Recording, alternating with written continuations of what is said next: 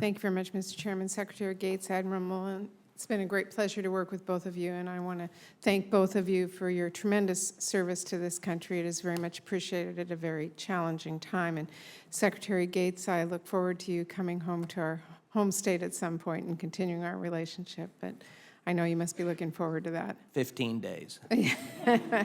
Hopefully the weather's been better when you get there than it has been. Secretary Gates, last Friday, I visited the National Naval Medical Center up in Bethesda and had an opportunity to talk with a number of our wounded warriors and their providers and caregivers. And as you well know, many of these service members have sacrificed life and limb in Afghanistan, and we as a country are going to be taking care of them and their families, not just today, not just when they return home, but for a lifetime.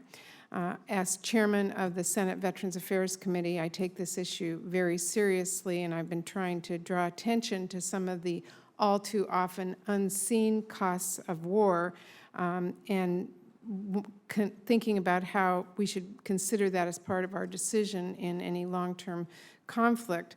I think you know the major components of this long-term war have had real and significant impacts. Death from suicides among veterans and service members from the war are now on par with combat deaths. Many of our warriors are facing difficult challenges with mental health care, as you well know, when they return home, and a lot of our service members have served now not just 2, 3, or 4, but sometimes even 5 times, and the costs of these are real. So while we all talk a lot on this committee about rebuilding projects and Afghan aid and military resources and all the costs and components of a defense system, I wanted to ask you today what you and the Pentagon consider to be the biggest costs of this war to our wounded warriors and their families, particularly those costs that we'll be paying for very long term, and whether that is ever considered in, those costs are factored in when we are making decisions about drawing down in Afghanistan. I think it is self-evident that the costs are exactly as you've described them, in lives that are shattered, in bodies that are shattered, in minds that are shattered.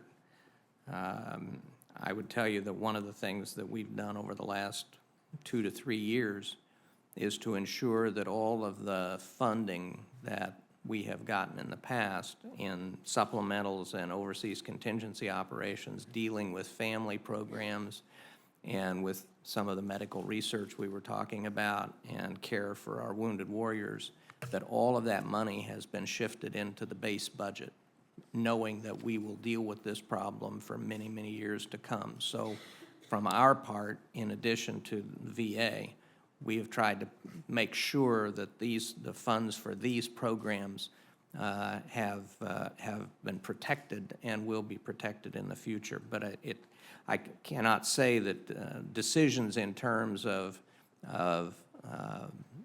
drawdowns or military strategy are made bearing in mind the cost of the soldiers and sailors, airmen, and Marines who suffer. It is on the minds of everybody who makes those decisions. But by the same token, it is the nature of war. And it is frankly one of the reasons why, as I told an interviewer a couple of weeks ago, I feel like I've become more conservative, more cautious about when we use force, because I've seen the consequences up front. But Admiral Mullen has devoted a huge amount of effort to this. He probably ought to say something. Admiral Mullen. Senator, first of all, I just appreciate your leadership on this, because it has to have a voice. And I actually believe we're just beginning to understand the costs.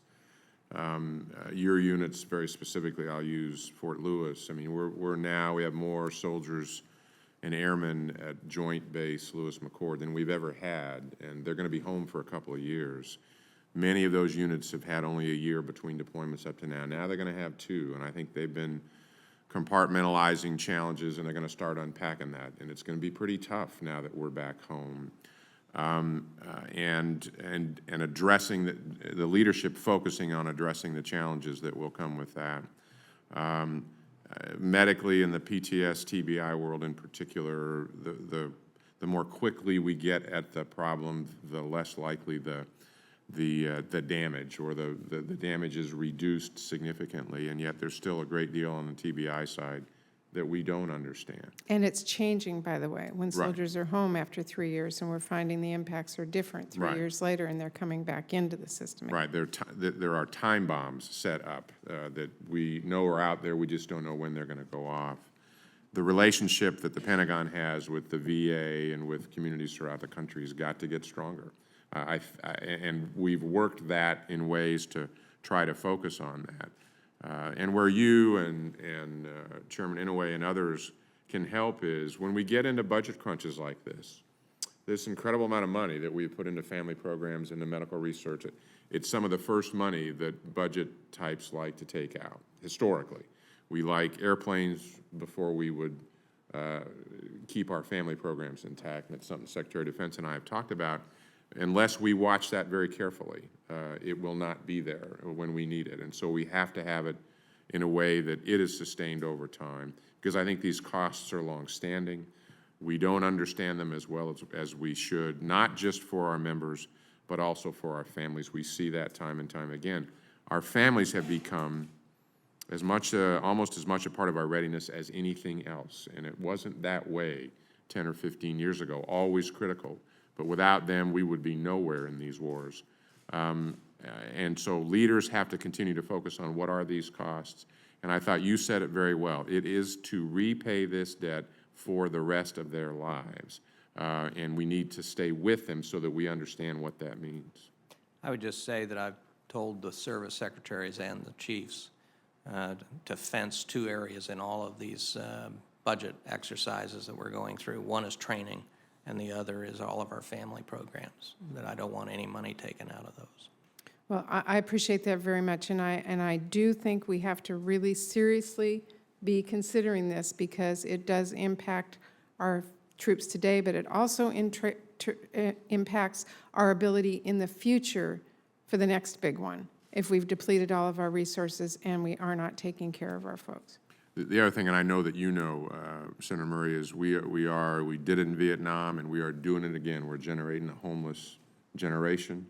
Many more homeless female vets, because they're now, I think 250,000 have served in Iraq and Afghanistan incredibly well. And if we're not careful, we'll do the same thing we did last time. And we'll pay for them long term when an upfront investment would really make a difference right now. We're about to Everybody's make gotta be some of aware. the same mistakes we made after the Vietnam War, We are. and this country will be paying for it 20 years from now. Thank you, Mr. Chairman.